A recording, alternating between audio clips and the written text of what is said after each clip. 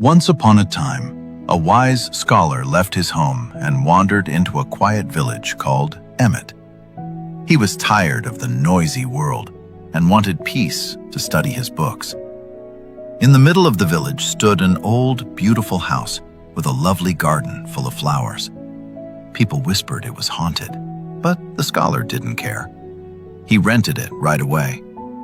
That first evening, he sat at his wooden table, reading by candlelight. The room felt calm until suddenly the sound of hundreds of tiny hooves filled the air. Underneath the perfume and roasted spice, there was another smell: damp earth. He didn't think about it then. Slowly, he got used to it. Galloping straight into his room came an army of knights, each one no bigger than your fingernail. Their horses were the size of flies. They carried hunting falcons and dogs as small as gnats. The scholar froze, eyes wide. He could see every detail.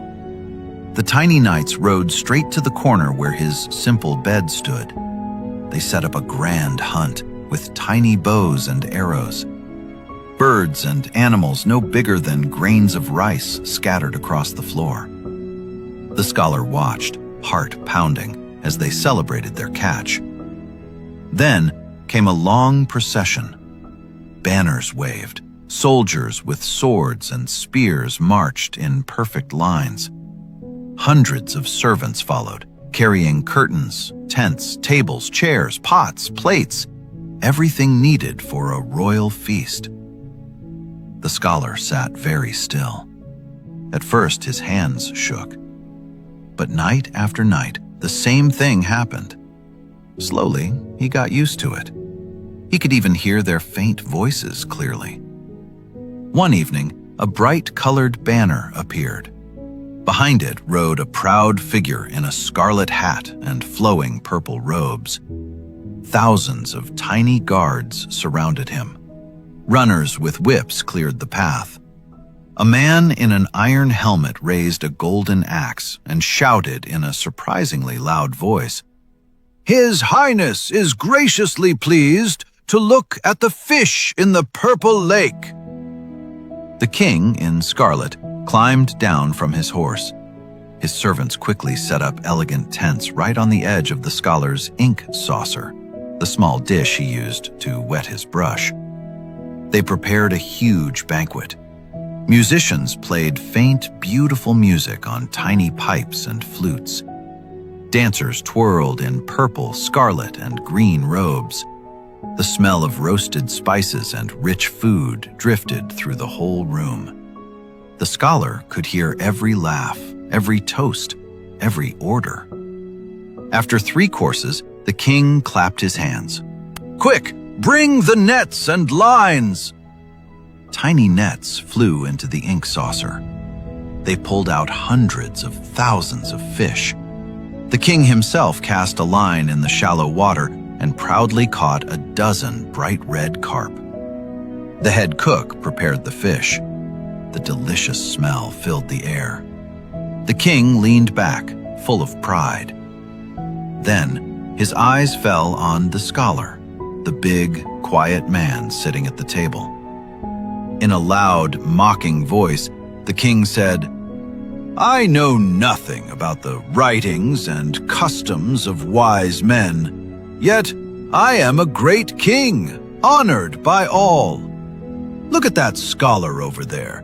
He wastes his whole life on dusty books and stays poor and forgotten.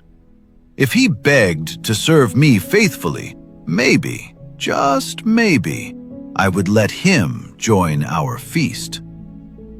The words hit the scholar like a slap.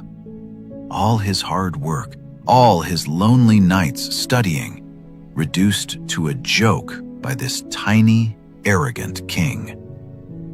Anger rose in his chest. His face grew hot. Without thinking, he grabbed the heavy book in front of him and slammed it down toward the saucer. In an instant, the tiny world exploded into chaos. Knights, servants, and the proud king scattered in panic. wriggling and crawling toward the door. The scholar followed them outside, eyes burning. He watched exactly where they disappeared into the ground. He grabbed a shovel and dug. There, beneath the earth, he found a massive ant's nest, as big as a barrel, crawling with countless green ants. Without hesitation, he built a fire and smoked them all out.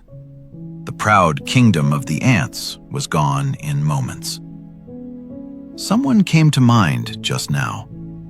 There's a person who looks at your quiet life and decides it means nothing. You work hard. You don't make noise about it.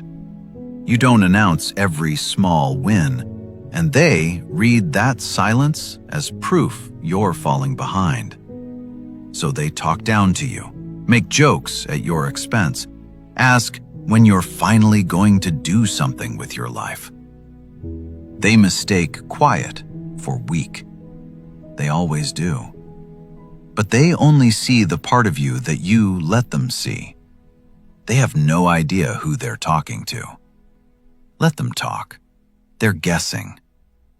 If someone underestimated you, write quiet below.